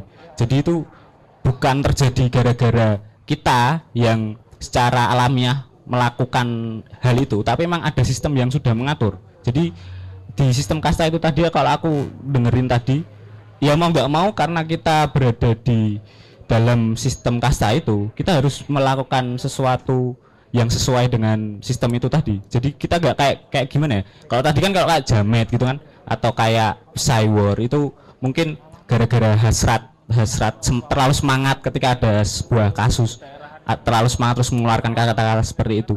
Cuman kalau di dalam kasta tadi itu kayak ya mau nggak mau kayak gini lah, kita lahir ya wis agamane melu wong tua ngono, dhewe ra iso menanyakan apakah kita bisa pindah agama atau tidak. Jadi kayak udah ada sistem yang berlaku semenjak kita berada di sistem di dalam kasta itu gitu, Mas Adin, betul nggak? Oh ya, monggo. Silahkan. Halo, assalamualaikum warahmatullahi wabarakatuh. Selamat malam teman-teman. Izinkan saya bertanya Mas. Kita kan Kenalin dulu Mas namanya. Perkenalan, nama saya Ucup dari Semarang. Ya. Mau tanya Mas, misal kita sama teman sendiri ya daerah gitu ya, misal ngonek ke asu apa segala macem gitu. Saya juga ada teman saya tuh saya manggil singkek, tapi itu jadi ya keseharian terus jadi normalisasi lah. Akhirnya jokes kayak gitu tuh biasa lah. Itu tuh termasuk rasisme, apakah bisa dimaklumi atau bagaimana ya Mas? Terima kasih. Kayaknya ada lagi mungkin sebelum dijawab pertanyaan lain dulu. Udah ya, mungkin dijawab dulu ya. Silakan. Mau Mas Tembus dulu gantian. Kalau tadi Mas Adin udah bilang itu tentang kedekatan dan lain-lain, menurutku itu personal Mas. Jadi kita melemparnya ke teman itu sebagai bercandaan atau sapaan akrab. Ketika temannya menganggap itu yang sama, maka permasalahannya kan selesai. Yang menjadi berbeda permasalahannya itu ketika orang yang kita sapa seperti itu tidak menganggap itu sebagai kehangatan atau kedekatan. Tapi sejauh ini saya juga punya teman yang saya panggil Black gitu, hanya karena warna kulitnya hitam. Dan dia dipanggil Black oleh bapaknya sendiri. Jadi jadi kayak gitu kan saya sempat pernah tanya, kowe sakjane dipanggil Black ini suwe apa ora? Ya ora Mas. Ya udah, ketika permasalahan itu selesai, ya itu tidak menjadi hal lain. Tapi itu bisa jadi masalah ketika konteksnya dibawa lebih luas. Misalnya memanggil Black ke semua orang hanya karena kulitnya satu ton dengan teman saya gitu, itu akan jadi masalah karena mungkin orang lain nggak menerimanya sama dan nggak sedekat itu dengan saya gitu. Mungkin permasalahan itu ya sama konteksnya dengan memanggil teman singkat itu tadi. Karena saya juga sekolah SMA di tempat yang banyak Cinanya, juga panggilan seperti itu diantara mereka juga sering gitu. Itu seperti negro saling memanggil niga kayaknya. Jadi mereka ya boleh aja saling memanggil karena tendensinya tidak untuk menyakiti mungkin, atau tidak untuk membuat sistem yang melemahkan salah satu ras. Menurut saya sih gitu aja sih, nyantai gitu. Yang penting batasan dalam diri. Niatnya ngundang kok, nek kono nganggepe ngundang ya ora apa-apa, tapi nek nganggepe ejekan ya mungkin kita harus berbenah gitu. Sebelum ke Mas Adin sih, ini aku tadi menarik karena Mas Tonggos tadi sempat menyampaikan bahwa ada upaya untuk tanya sih. Aku kini ngundang gue Black gue loro ati ora. Lah setelah bertahun-tahun ya, karena baru sadar mungkin ya. Ya. Cuman ini mungkin yang jarang kita lakuin gitu. Kita nggak pernah tahu isi hati orang yang kita panggil itu dengan ujaran-ujaran macam itu tadi. Kita anggap itu karena kita udah deket, terus ya wis akhirnya karena udah terbiasa akhirnya terus dilakukan setiap hari, atau jangan-jangan dia emang sebenarnya dari awal udah nggak setuju dipanggil itu, cuman karena gara-gara wah kok aku diadoi sekolah tongkrongan gitu, aku tak meneng gue lah, tak demwe lorat ini. Aku mau mungkin lanjut ke pertanyaan Mas Adin, aku tanya ke Mas Adin, kira-kira kesepakatan kayak gitu tuh perlu nggak sih untuk akhirnya untuk membatasi diri kita juga? Monggo Mas. Oke, saya kembali ke akarnya dulu ya. Sebetulnya sistem berlapis-lapis itu asal usulnya bagaimana sih? Mungkin kita akan susah melacaknya, makanya biasanya orang-orang antropolog itu kan melacaknya kemudian masyarakat di pedalaman yang konon belum banyak berinteraksi dengan kehidupan modern. Jadi melacak asal usul organisasi sosial dan kasta-kasta atau pembeda-pembeda itu. Mengalami misalnya ada kasta Sudra, ada kasta Waisya, ada kasta Paria atau Brahmana. Itu dari mana sih asalnya? Bagaimana mungkin seseorang kemudian merasa dirinya lebih baik dibanding yang lain sehingga dia bisa berhak mengarahkan. Nah, itu prosesnya dulu bagaimana? Pertanyaannya itu dulu.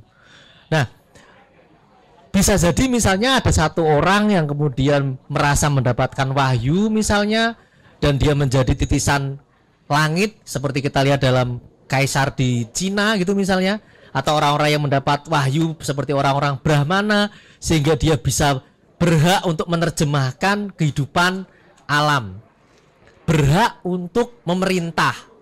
Nah, memerintah ini kan kemudian menjadi satu kenikmatan toh, kenikmatan sendiri. Dan itu dilembagakan dan dibenarkan dengan berbagai macam cara. Soalnya kalau tidak ada faktor pembenarnya, dia tidak bisa diterima sebagai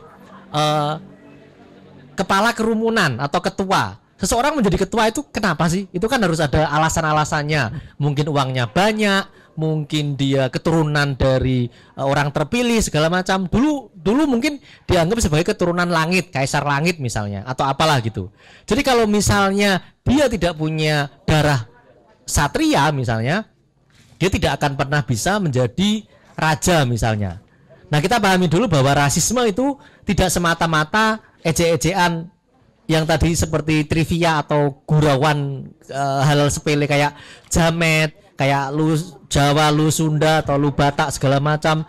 Tidak sesederhana itu, tetapi rasisme juga dipahami sebagai satu sistem yang kemudian memberikan keuntungan pada kelas-kelas berkuasa untuk melanggengkan kekuasaannya dan membatasi kelompok di luar dirinya untuk tidak bermain di situ.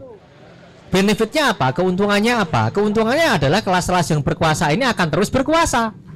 Supaya kelas-kelas lain atau ras lain kemudian tidak berkuasa, dipersulit. Tidak bisa sekolah negeri misalnya, tidak bisa dulu misalnya kebijakan ini ada kayak tadi yang pertama itu orang yang Katolik itu dianggap kelas pertama misalnya, ada dulu gitu.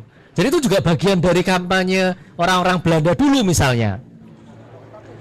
Nah, itu kan membatasi yang kemudian kalau kamu tidak masuk dalam kelasku, kamu tidak bisa memerintah. Itu bagian dari upaya melanggengkan kekuasaan.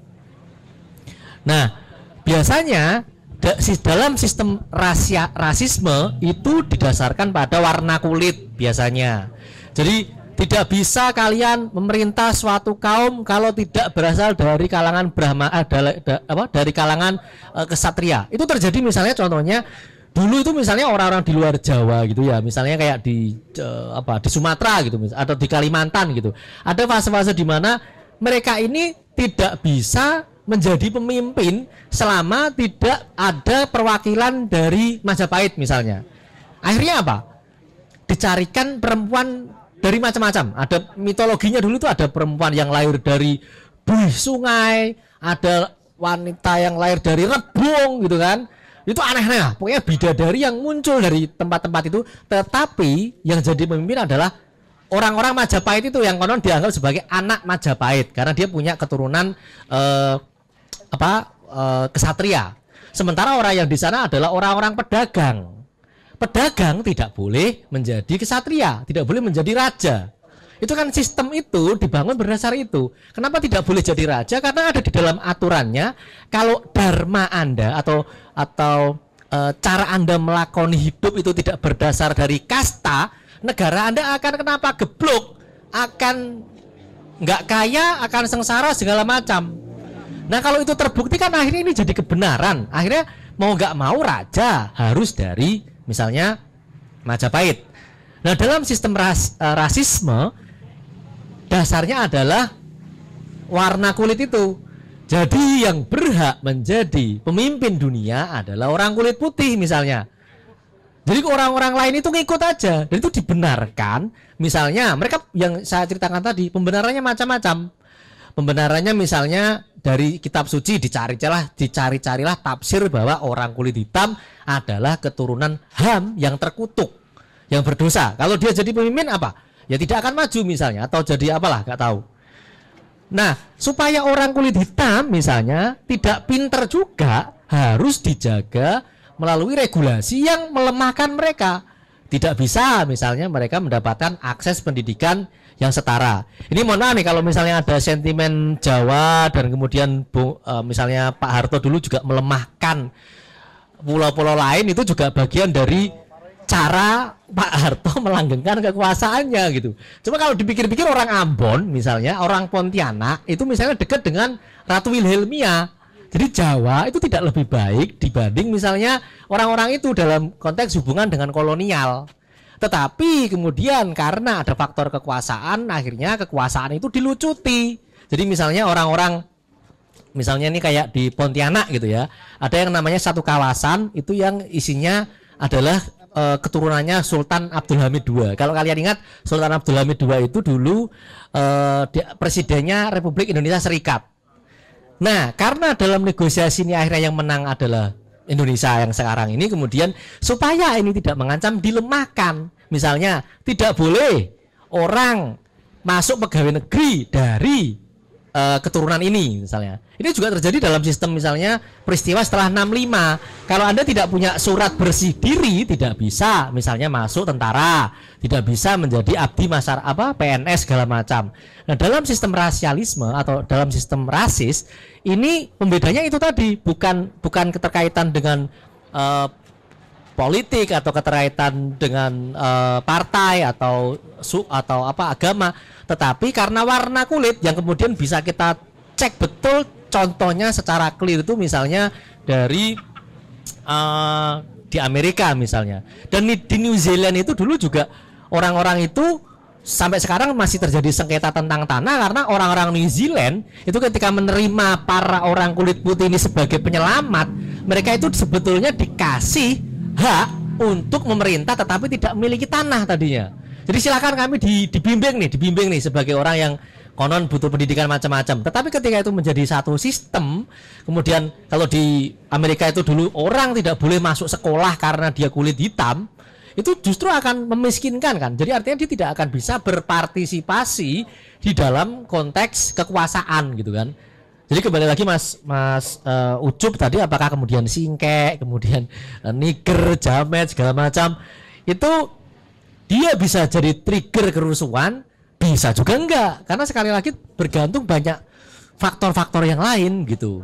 Nah, hari ini memang akan jadi sangat membingungkan karena kita mengalami political correct atau koreksi-koreksi banyak hal tentang nilai-nilai yang dulu mungkin secara terberi kita anggap itu benar gitu. Misalnya yang terakhir yang jadi perdebatan itu kan, kalau ada temenmu melahirkan jangan tanya kelaminnya, itu kan jadi bercandaan macam-macam itu kan. Ini kita nggak ngerti nih sebetulnya ini yang sedang bertarung itu value apa, nilai apa sih ini? Kok tiba-tiba ini jadi, ini kayaknya dulu normal-normal aja, sekarang jadi masalah gitu. Dan banyak hal yang lain gitu. Dan hari ini kita menghadapi itu semua gitu. Dan ya memang benar, menahan diri, kemudian faktornya jadi banyak dan saling terkait satu sama lain, itu akan menentukan apakah candaan itu melukai dan jadi persoalan kerusuhan sosial atau sekedar jadi semakin mengakrabkan gitu. Jadi konteksnya nanti banyak Mas gitu, nggak langsung serta merta gitulah. Oke, Mas Ucup mungkin ada tanggapan lagi? Udah, oke, mungkin teman-teman. Kalau aku tadi nyimpulin dari 3 pertanyaan tadi, kayaknya pertanyaan sama ya sebenarnya, dan Mas Adin kayak jawabannya tuh aku ya wis nangkep ini, cuman ya nggak apa-apa. Ini karena namanya juga diskusi, jadi bebas lah. Aku ya ora main batas-batas sih, silahkan. Mungkin tapi pertanyaannya mungkin lebih ke arah yang lain lagi, karena tadi udah 3 pertanyaan yang menurutku sebenarnya intinya masih sama, bahwa banyak faktor yang bisa terjadi. Itu secara sederhana itu nggak bisa dikatakan bahwa itu sebagai tindakan rasis tadi yang sebutan-sebutan atau panggilan-panggilan kayak gitu. Mungkin ada tanggapan lagi atau pertanyaan lagi. Aku pengennya tanggapan lah, karena dari tadi kayaknya nanya. Oh ya, silakan. Oh iya iya. Ki. Pertanyaan mana? Ya, assalamualaikum ya Mas ya. Perkenalkan nama saya Dias, saya dari Semarang. Begini saya mau tanya, ini perihal dalam konteks sepak bola. Jadi itu ada sebuah rivalitas dalam tim sepak bola. Apakah itu menjadi sebuah akar dalam pertumbuhan rasisme dalam tim sepak bola? Seperti contoh, kita berada dalam kota sendiri, kita menggunakan atribut kota sendiri ke kota rivalitas, maka selanjutnya akan menjadi sebuah intimidasi, akan menjadi sebuah kekerasan dan mungkin pembakaran atribut. Dan seperti contoh lagi, pemecahan mobil, kita seperti lewat menggunakan plat dari kota kita sendiri ke tim rivalitas, kota rivalitas. Itu di luar jam sepak bola, di luar 90 menit. Apakah itu menjadi sebuah rasis itu sendiri? Saya tanya itu. Makasih Mas Dias. Silakan Mas siapa dulu nih? Atau pertanyaan saya atau tanggapan lagi? Dua. Oh iya, siap Mas. Selain Mas Dias mungkin ada lagi?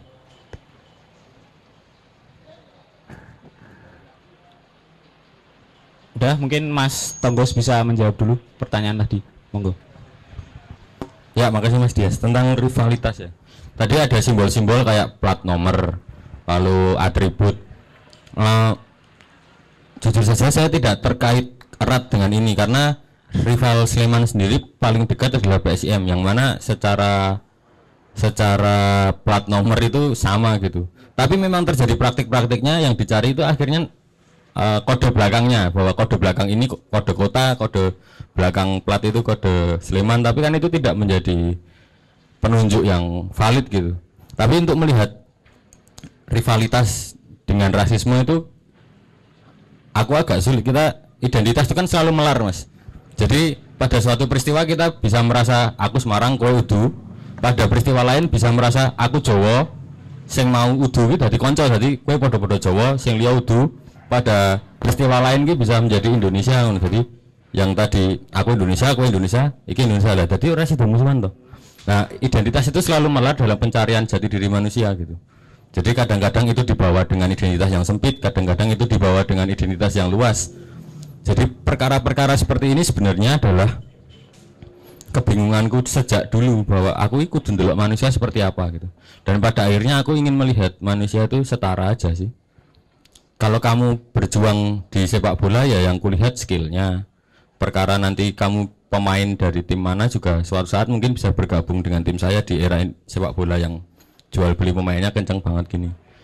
Jadi saya nggak berusaha, kalau saya sendiri tidak berusaha melihat sepak bola dari warna, dari apapun gitu. Mungkin saya juga nggak banyak teman yang berpikiran dengan saya di Sleman juga nggak banyak mungkin. Tapi saya pernah mencoba untuk ngobrol dengan tim rival, dengan Piel dari PSIM, dan itu menimbulkan kemarahan yang besar di publik Sleman. Entah apa alasannya. Jadi saya sendiri akhirnya gagal membaca bahwa aku ikut di piye aku dewe ra ngerti Mas. Jadi aku hanya berusaha. Karena waktu itu jauh sebelum obrolan saya dengan Bill itu saya ngobrol dengan Copa 90 yang mana itu orang luar. Terus akhirnya saya ngobrol dengan Al Jazeera yang mana orang Prancis. Terus ketika ada tawaran dari rival ini untuk ngobrol, ya saya berusaha menempatkan diri saya sebagai orang yang memandang orang lain sama gitu, sederajat. Jadi saya berusaha untuk ya tak yoni wae. Yang penting obrolannya di dalamnya apa kan gitu. Tapi ternyata kemarahan-kemarahan orang itu timbul bahkan sebelum menonton isi videonya.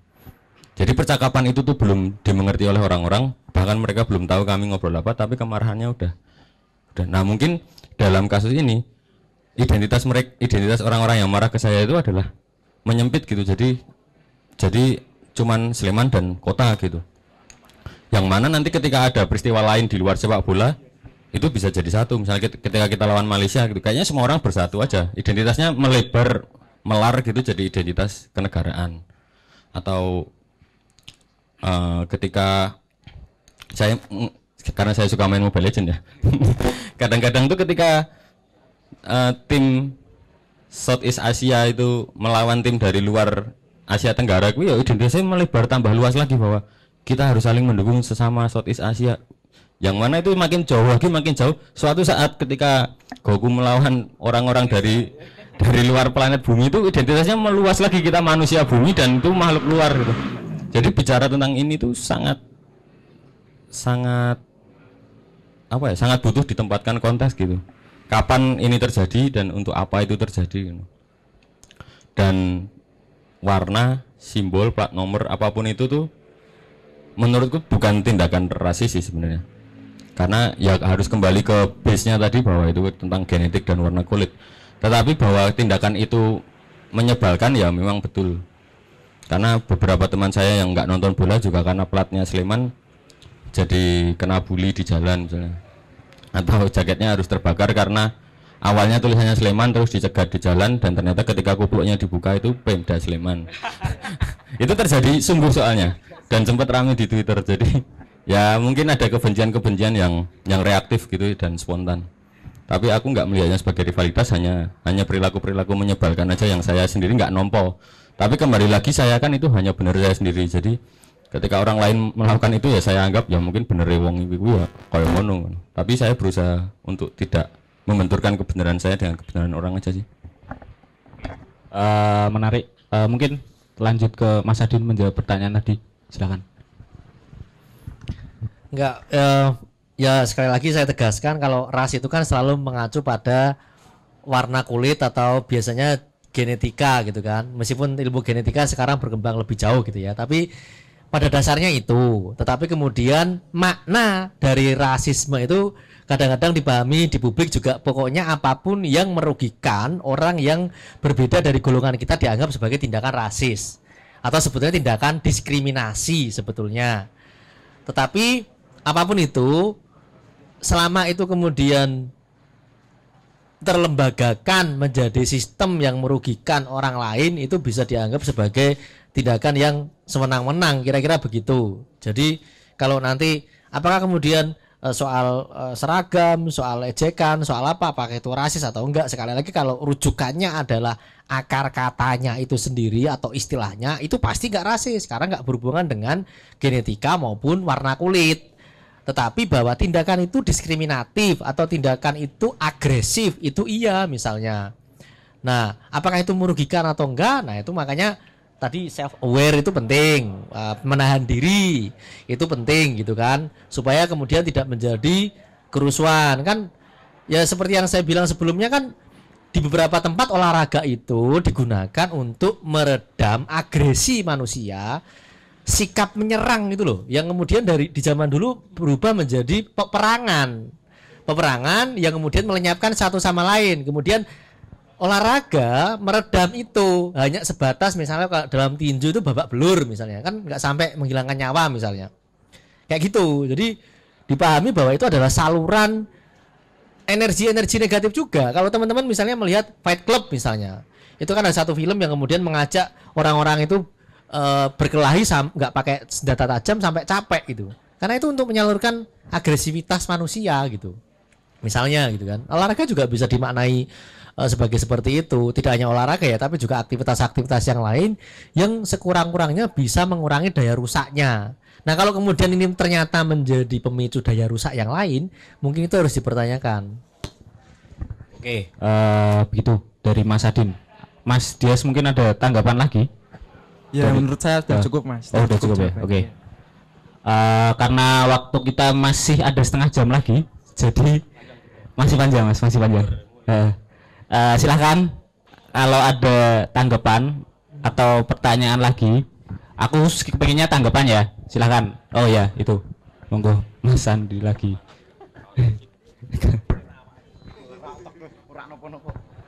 Mas, aku cuma nanggepi dari apa omong-omongannya Mas sing soal apa superior Film gitu, superior. Nah, itu berarti kayak misal kita contoh lah, kita di stadion misal pakai sepatu, pakai caranya pakaian sing api-api lah, terus kita nganggep teman-teman yang misal nyokor bawa kentrung gitu dengan sebutan kereak apa itu gitu, kita termasuk superior enggak Mas, memiliki sifat superior gitu enggak Mas? Monggo Mas. Udah itu aja, makasih. Kalau saya skip soalnya saya nggak relate karena di tidak terjadi dan tidak ada istilah-istilah untuk itu gitu. Tapi itu kayaknya pernah terjadi juga di bonek ya, yang mulai pengen bonek pada bersepatu, terus bonek-bonek yang sama tidak bersepatu dan pakai kencrung itu terus jadi ada pembeda. Tapi aku sendiri skip sih mas, nggak ngerti ya. Mas Adin mungkin mau nanggepi nggak kira-kira? Ya ini kan nggak beda jauh kayak orang-orang yang pakai high beast gitu toh. Outfit lu berapa gitu kan? Ya, dia kan pasti akan merasa saya lebih kaya, saya adalah golongan sosial tertentu. Ya bisa jadi gitu. Dan mereka kan punya, kalau kalian tidak menyamai, tidak bisa mengkonsumsi hal yang sama dengan harga yang sama, lu bukan golongan gue gitu. Lu nontonnya nggak di tribun misalnya, gitu-gitulah. Atau yang bukan di yang utama gitu kan. Jadi ya secara alami itu akan bisa seperti itu. Tetapi kan sekali lagi, apakah kemudian ini daya rusaknya seperti apa sih?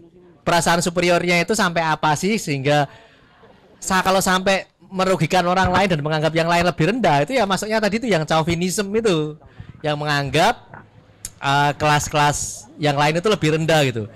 Ini mohon maaf kalau saya ngasih contoh-contoh yang apa ya, yang mungkin tidak hanya berasal dari sepak bola tapi juga yang lain jadi untuk mengayakan aja gitu kan. Misalnya dulu itu ya setelah perang Diponegoro kita itu udah kehabisan darah untuk berani pada orang Belanda. Kita itu udah nggak percaya kalau kita itu bisa mengalahkan orang Belanda ya kan. Karena pidatonya Gubernur Jenderal pada waktu itu, kita sudah di sini 300 tahun yang lalu, akan di sini lagi sampai 300 tahun yang akan datang gitu, kira-kira begitulah. Jadi udah habis darahnya sampai datang orang-orang mata sipit yang agak kata itu masukkan orang-orang Belanda yang tinggi besar jangkung-jangkung itu di dalam kamp-kamp konsentrasi. Itu orang Jepang yang kemudian dengan semena-mena menyuruh mereka, orang Jawa, orang di Hindia Belanda heran karena ngelihat loh kok bisa orang-orang yang katanya ras superior, rambutnya merah, terbakar dan menguasai seluruh pengetahuan di semena-mena sama orang-orang yang sipit yang mereka merasa dirinya sebagai saudara tua. Nah kemudian pertanyaannya apakah ini merugikan atau enggak? Sekali lagi ini merugikan atau enggak kan nanti tergantung dari peristiwa-peristiwa itu. Dalam konteks itu mungkin di dalam konteks perlawanan itu jadi menguntungkan. Karena apa? Orang kemudian menjadi senasib. Ini pembeda. Ini kan ras lagi kan. Yuk kita gulingkan ras kelas yang berkuasa, yang dicirikan dengan tanda mereka menggunakan atau orang-orang Kaukasoid, orang-orang kulit putih gitu kan. Tapi kan itu juga dipicu dari sentimen dulu, sentimen bahwa orang-orang kayak gini nih ya kayak kita juga gitu loh. Nah sama, itu kreak-kreak apa enggak? Ini habis gitu. Ya sebetulnya ya itu ada, akan selalu ada, tetapi apakah ini kemudian dikelola menjadi satu kerusuhan massal atau enggak itu persoalan lain gitu. Oke, gimana Mas Andi? Ada tanggapan lagi nggak? Oh udah, oke. Mungkin tepuk tangan buat Mas Andi, pertanyaannya lumayan bagus tadi. Mungkin ada yang lain? Mungkin ada yang lain? Tanggapan atau pertanyaan lagi? Ini kayak aku ngitung wis ping 5 ya, pertanyaannya intinya podo kayak ini Mas. Ya enggak Mas? Mungkin ada teman-teman lain. Ini masih ada beberapa waktu yang tersisa. Jadi silahkan dimanfaatkan. Mau konteksnya di sepak bola Eropa pun mungkin bisa ditanyakan. Siapa tahu Mas Tonggos punya apa ya? Punya pernah baca soal-soal di kejadian rasisme di Eropa, bisa ditanyakan. Silahkan.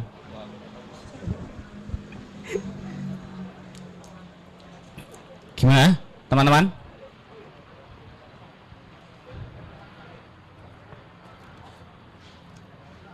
Oke, mungkin karena kayaknya udah cukup banyak hal yang hal baru yang masuk.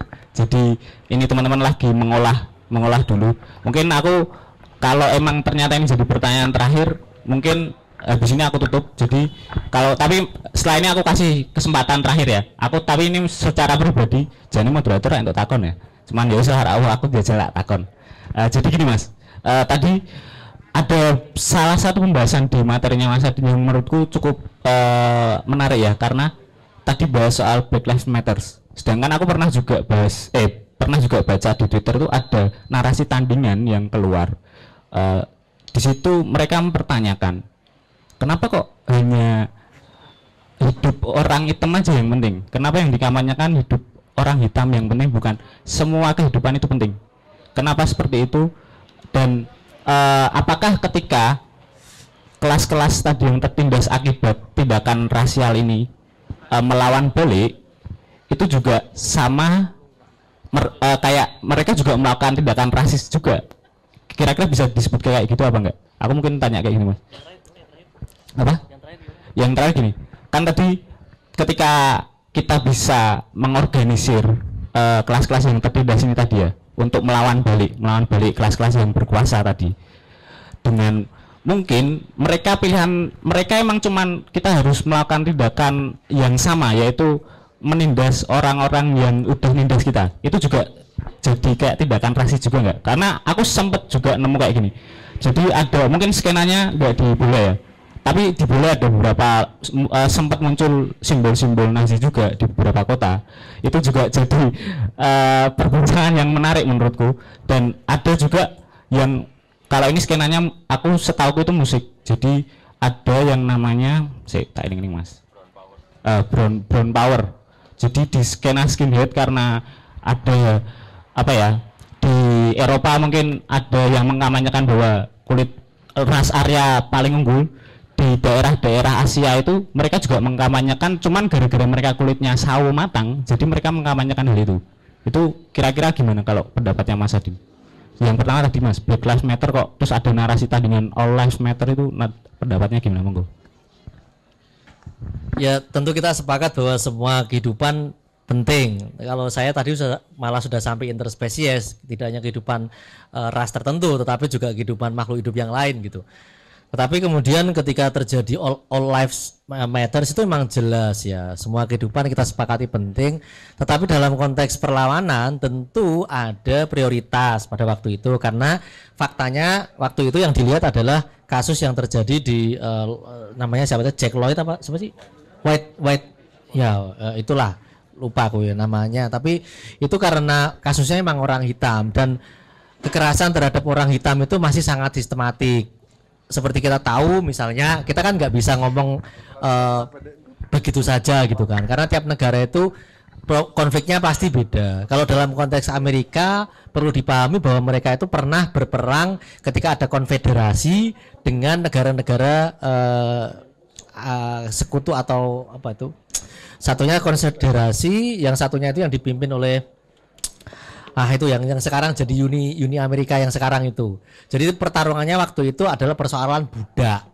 Jadi negara selatan kemudian masih mengakomodir budak gitu kan. Dan budak itu rata-rata adalah orang kulit hitam. Nah, makanya ketika yang menang adalah unifikasi, orang-orang konfederasi kemudian kehilangan hak mereka atas budak. Dan budak itu adalah harta yang luar biasa gitu. Dan itu ternyata tidak hilang begitu saja. Perasaan superior mereka terhadap orang kulit hitam, terutama di negara-negara Amerika Selatan, itu ternyata masih kuat gitu. Dan itu yang terjadi. Akarnya sampai sejauh itu. Jadi turunannya nanti ada gerakan Ku Klux Klan gitu kan. Sebelum ada Ku Klux Klan sudah ada kebijakan segregasi. Orang hitam tidak boleh satu toilet, tidak boleh satu bus, tidak boleh satu sekolahan gitu.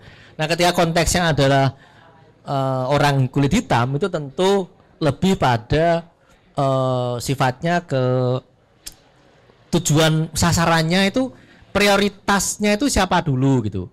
Ya kalau tidak perlawanan, kalau tidak punya prioritas kan kita tidak punya goal yang clear ya. Kalau oke, semua kehidupan penting gitu, tetapi kan kemudian dalam konteks Amerika tidak bisa mengubah konstitusi dari Amerika, itu kan nggak apa ya, kurang menohok juga gitu.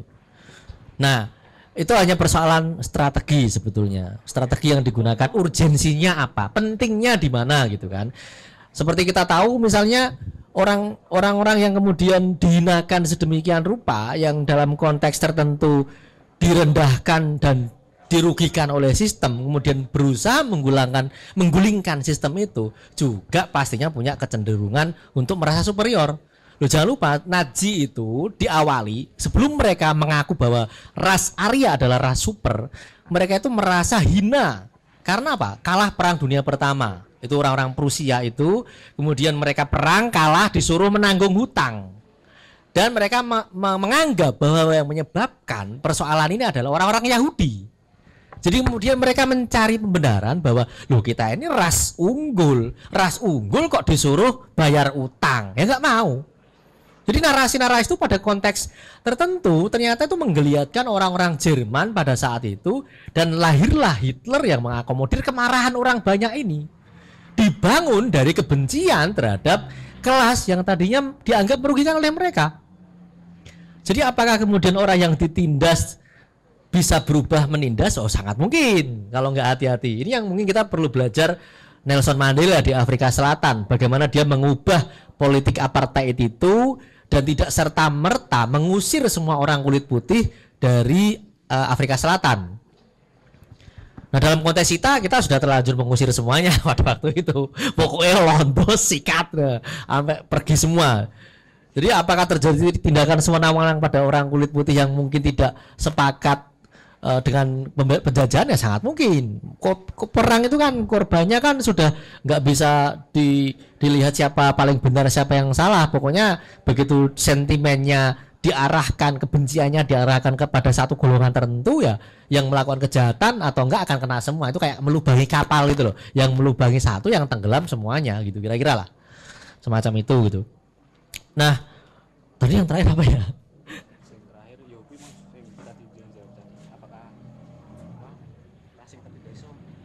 Oh ya, ya itu. Jadi kalau nggak hati-hati bisa seperti itu. Itu juga terjadi di Rusia, yang mereka merasa kalau Rusia itu kan lihatnya nggak ras ya. Yang dilihat adalah kelas. Jadi kelas borjuis, orang-orang kaya ini, yang satunya kelas-kelas buruh, buruh-buruh, orang-orang bekerja di perkebunan, pertambangan, industri maupun di pertanian, yang merasa dirugikan oleh kelas-kelas berkuasa, orang borjuis, terutama orang-orang keluarga kerajaan pada saat itu.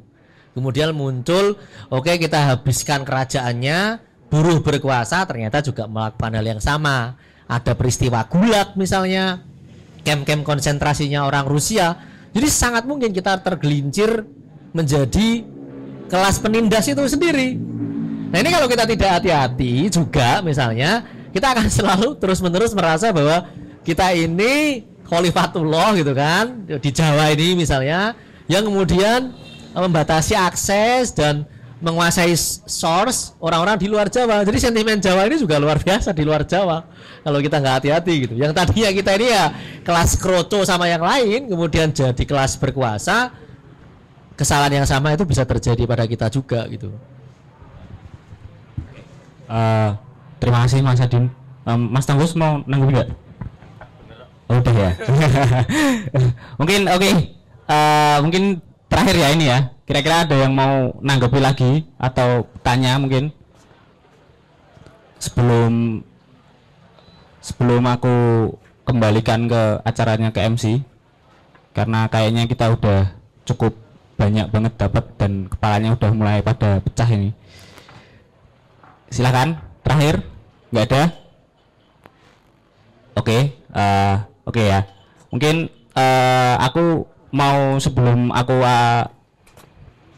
alihkan ke MC lagi, aku mau menyimpulkan beberapa hal yang tadi aku dapat dari Mas Adin dan Mas Tonggos, bahwa dalam kasus-kasus yang tadi mungkin banyak pertanyaan soal kasus ujaran kebencian itu, kita nggak bisa dengan mudah mengatakan bahwa itu sebagai tindakan rasis, karena kalau memang melihat dari akar kata rasis itu memang dilihat dari unsur genetik, warna kulit lah dan lain sebagainya.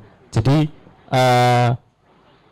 cuman emang seiring berjalannya waktu banyak faktor yang menentukan, dan intinya bahwa ketika terjadi sistem yang mana ada kelas yang menguasai kelas yang lain, di situ bisa kita simpulkan bahwa terjadi tindakan rasis juga.